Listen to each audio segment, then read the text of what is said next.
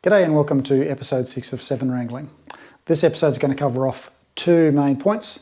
The first one is going to be some discussion around how I located the engine and transmission in the car. Sounds simple. And the second part is going to be looking back at some of the footage of setting up for the chassis beam and torsional test. Won't be looking so much at the beam test because that was just an easy win, but the torsional test was the main test. So engine positioning. Sounds straightforward. Sounds like you just put it in there, wriggle it around a little bit, and it's all going to be okay. Turns out, not the case. Because this chassis is designed to be pretty small, there's not a lot of room in there. As I've been told, clearance is clearance. So if you've got clearance, that's great. Don't expect to have great wads of it with this car anywhere really. So why did I have an issue, whereas anyone who's building a normal RX-5 would not have an issue? Well, the difference was I'm using an NC MX-5 engine in a chassis that's designed for an NB MX-5 engine, which means a different gearbox in both cases. Actually, the engine and gearbox produced about the same amount of challenges, which is why I took a path that I did ultimately. If we look at the NC MX-5 5-speed gearbox, from what I can gather, it's actually quite similar in the shape of the back end to the NB MX-5 5-speed gearbox. I've never had the two side by side, so I can't really tell. But different bell housing, obviously, because the NC 5-speed goes onto the back of the Duratac/MZR engine. So the starter motor's in a different location. Everything's pretty much switched over. So MK provided great information on the sort of modifications that had to be done to the transmission to fit it in there, because it won't go in as standard. There's some things that need to be trimmed off it.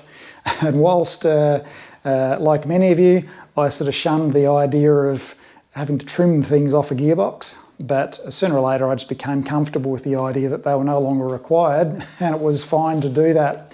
So I won't go into the detail of what that was, but it was just some castings that were off predominantly around the sides and the back end of the gearbox that are just there for mounting in other locations and were really had no impact on this particular build because we hang the gearbox from underneath.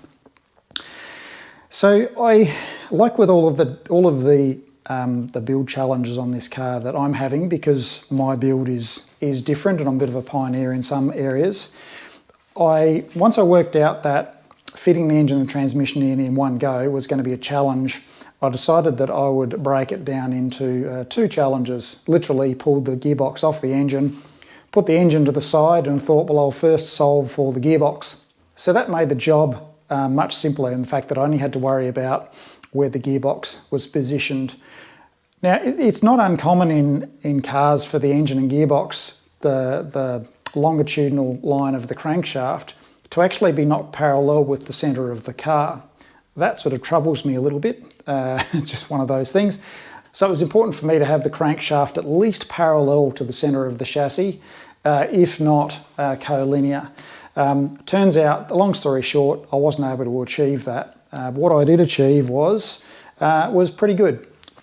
I spoke in episode 5, gave a bit of a spoiler that the secret came down to these two things, two bits of wood, and how I located the gearbox. And it came down to tackling sort of the 5 degrees of freedom that I had with the gearbox. If you can imagine, this is the gearbox. There is 5 ways that we can move it. We can move it to the side, we can move it up and down, and we can move it forward and back.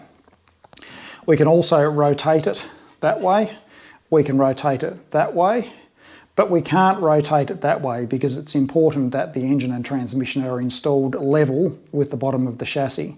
So within those 5 degrees of freedom, I knew that based on just what was happening with the clutch lever, that I would need to rotate the gearbox over to the left-hand side.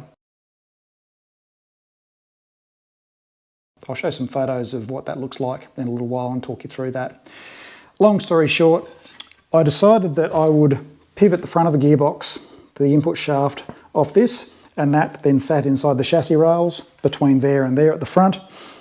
And this little piece on the back, this picked up on the tail shaft that I had, which meant that then I was able to carefully align the gearbox down the centre of the chassis, so it was parallel with the bottom of the chassis. And then I was able to rotate the gearbox between those two central points. And I was also able to shift the gearbox forwards and backwards. I was also able to shift the gearbox to the side and also able to shift the gearbox up and down. So that allowed me to fiddle around with the gearbox location inside the chassis and figure out that it needed to go in a very precise location, just on where there's sort of bumps on the side of the gearbox where they had to miss part of the diagonal bracing in the chassis and other parts. MK gave me the distance that they'd used for their Sprint 185 from the centre of the gear stick back to the rear firewall. So that gave me a bit of a clue as to how they'd done that bit. When you look at the standard NC MX-5, Mazda leant the engine over at about 9-10 degrees to the right-hand side for probably various packaging reasons. Consequently, the bottom of the sump is flat when the engine is leant over at that angle. Initially, I didn't really think I needed to worry about that too much, and I could play with installing the engine anywhere between about probably 5 degrees and about 15 degrees. But when I finally had the engine in some sort of position, so I'd sorted out where the gearbox needed to go, then I attached the engine, put that in the car, I realised pretty quickly that it was all pretty high and I was going to be limited with height.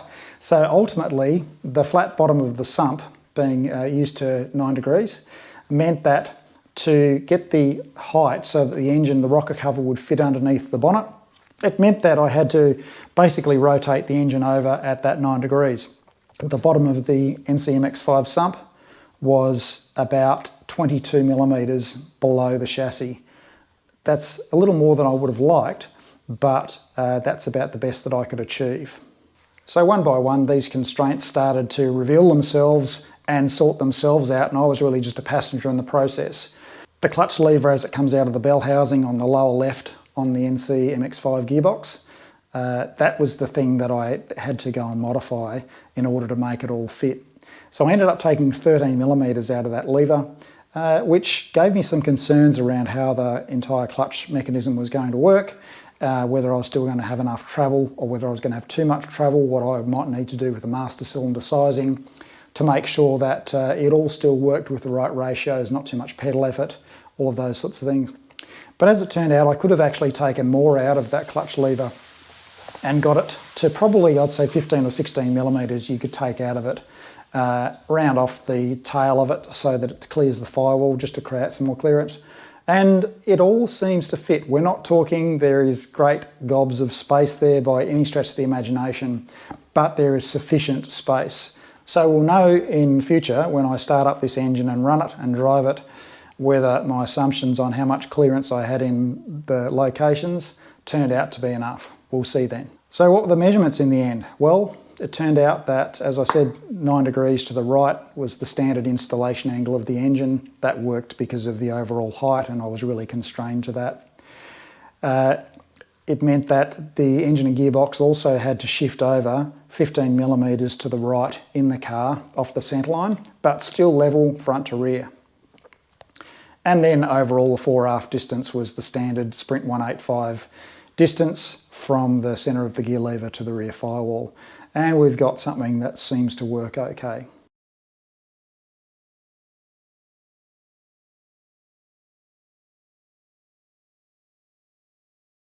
So if I was having so much trouble in fitting the engine and transmission in the transmission tunnel with one cone fitting inside another, why didn't I just move the engine and gearbox forward to provide more space? Well, it came down to all of the fruit that's hanging off the side of the gearbox. It meant that if I went any further forward, I was going to start having clashes between parts of the gearbox and the trans tunnel itself. So that sort of canned that idea of shifting it all forward and liberating more clearance. So we found a solution in the end. It was quite a process. It took probably about 6 weeks to sort all of that out and end up with a position that was going to work. And once I had that engine and transmission located in the chassis exactly where it needed to be, sitting up on blocks of wood, I then set about making the plates to support the engine. So that was making the base plates that go on top of the rubber isolators, making the plates that go on the side of the engine, bolting all of that up, and then just making the steel inserts that went in between. The gearbox mount, that was a similar process. I was able to copy what MK had done to a large degree on their gearbox mount. Obviously mine was slightly different, but came up with a result there. And on to the topic of chassis testing. So this episode, we're really just going to be looking at the setup to be able to do that test and the process of conducting the test. Episode 7 looks at the results of that test and where I added members and then a retest at the end to see the results of that. Episode 8 is going to go into the detail of why you would want to bother, beyond the Australian design rule requirements, why you would want to go to the trouble of stiffening a chassis and why that's important from a motorsport perspective. So here we go with setup for testing. First thing was to get the rear wheels on, because I needed to be able to lower the chassis down onto the ground so that I could get the lift out from underneath it. This took a bit of juggling around with various lifting things, so the rear is all set up now. Now lift the front of the car up off that blue lift frame below, so that I can then drop it right down and shift it right out. Trolley jack plays an integral part here. It's got rollers on the front of it. You can actually shift it around with the pump that came with it. It's got some sort of pin attachment on the front, but I found it's really difficult to control properly. So I made a little attachment for the trolley jack which shifts it around pretty easy. Now it's right about this point I realised I'd snookered myself with the hydraulic cables for the lift, and they were now situated behind the rear left wheel, so that required that I relift all of that up, remove the blocks out from underneath it, shift the hydraulic cables out of the way, shift the pump forward, and then put it all back down again. Lesson learned about that. You'd think that I'd only probably do that once, but no, that's happened a couple of times. Right, so now the lift is right out of the way, and I start the process of dropping the car down onto the floor so I can start fitting the test rig to it. So we've got the attachments that fit to each of the wheel hubs, front and rear, because when we load up the chassis, we're actually loading it all the way through the suspension system. We basically attach it, the rear of it, to the ground via the suspension, the hub adapters, and the rear left corner of that yellow beam gets bolted to the ground, and then we apply eventually a load to the front right corner of the car, and we twist that down so that the chassis can't lift up anywhere. So that's really there, just positioning the chassis in the right spot to line up with the hole that I already had drilled in my floor. So with the test rig now positioned in about the right spot, I can start to continue with the rest of the setup. There we are, bolting it down, wriggling the front to the right spot, now attaching the front wheel hub adapters. It's the right side, now the left side. And this is the main loading beam that goes through the front, attaching that to the left hand wheel hub, and now lifting it up and attaching it to the right hand wheel hub from underneath.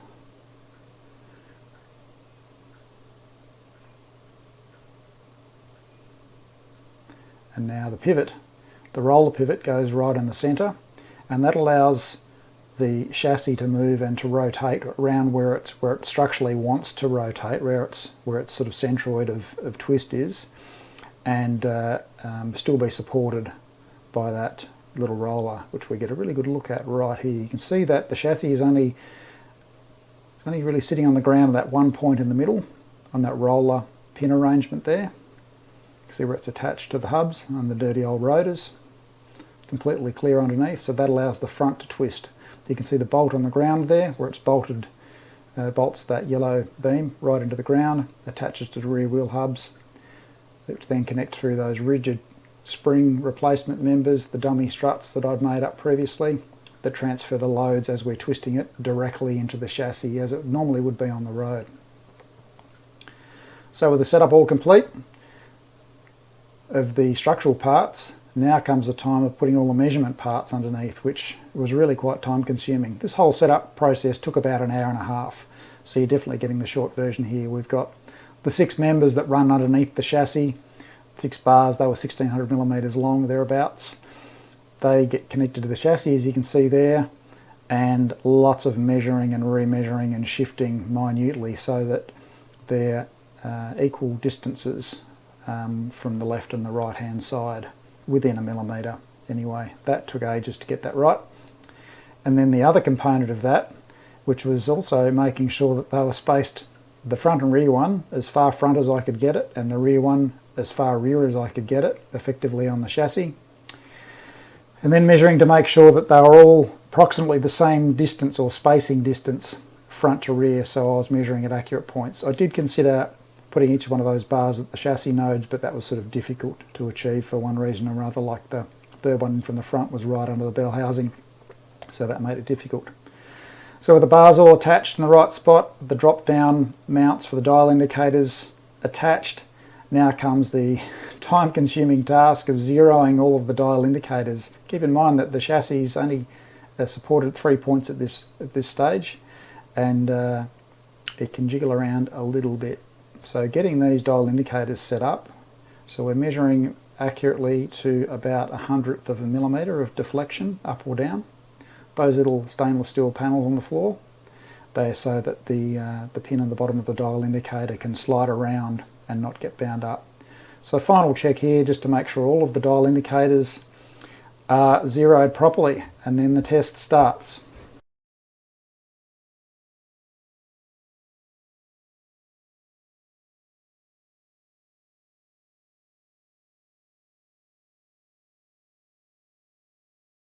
Now I'm adding these 20 kilo masses one at a time and quite gently. The block of wood that's directly underneath that front beam there, that's just as a safety catch in case it fell down. It's actually clear underneath it so that the beam can drop down, but just in case something went horribly wrong, some catastrophic failure in the chassis, that it didn't bend, which could happen. So here I'm loading it up. That's probably about 120 kilos there.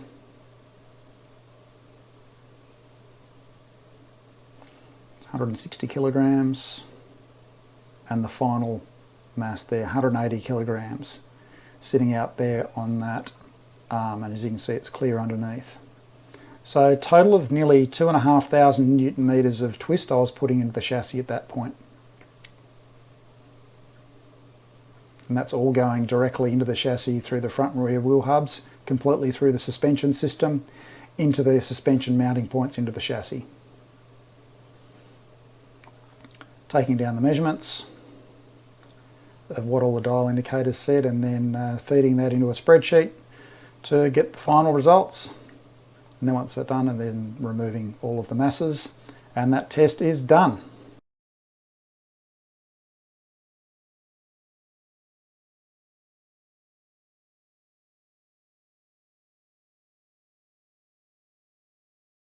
Progress in the last couple of weeks. Little bits and pieces. The continuing saga of the exhaust design, you can see now that there's a spreadsheet involved, so it's getting really serious. Also got, I don't know if you can see under there, we've got the steering shaft extension has been machined up and fits, so that's great to get that done. Finished the bubble flares on the fuel tank, so now the fuel system is 100% ready to be pressurised, and a few other little bits and pieces. So keep an eye out on episodes coming up where I'll be looking into the detail of how I went about this whole exhaust process. It's disappeared completely down a rabbit hole, but I've come out the other end with a design that I think is going to work really, really well. We're not going to know until we get it on the dyno, but there's at least some science behind what the lengths are and the layout. So fingers crossed that it's all been worthwhile. So that's it for another episode. Thanks for watching, and tune in next time. Take care, bye.